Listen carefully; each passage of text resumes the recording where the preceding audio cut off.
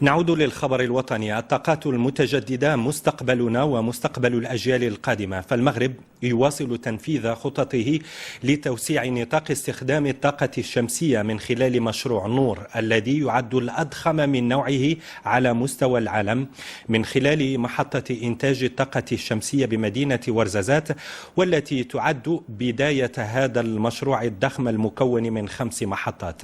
روبورتاج عمر أجراري والحسن بالعالم.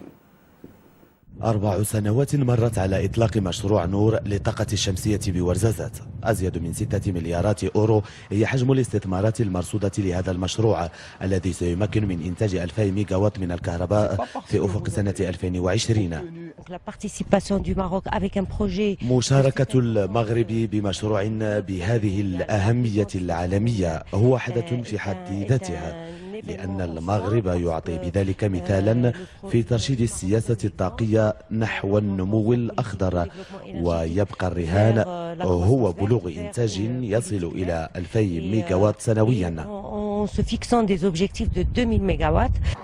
الشطر الأول من المشروع يسير بوتيرة مضطردة ويساهم في توفير 2500 منصب شغل، كما أنه يخلق حركة اقتصادية بمدينة ورزازات، وسيساهم على المدى البعيد ب14% من إجمالي الإنتاج الطاقي بالمغرب. السعة الإنتاجية ديال هذه الوحدة هي 160 ميجاوات. المساحة اللي كتنجز عليها تعادل 480 هكتار، وكتسمح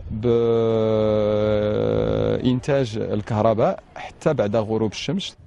وينتظر أن يتم استغلال الشطر الأول من مشروع نور نهاية سنة 2015.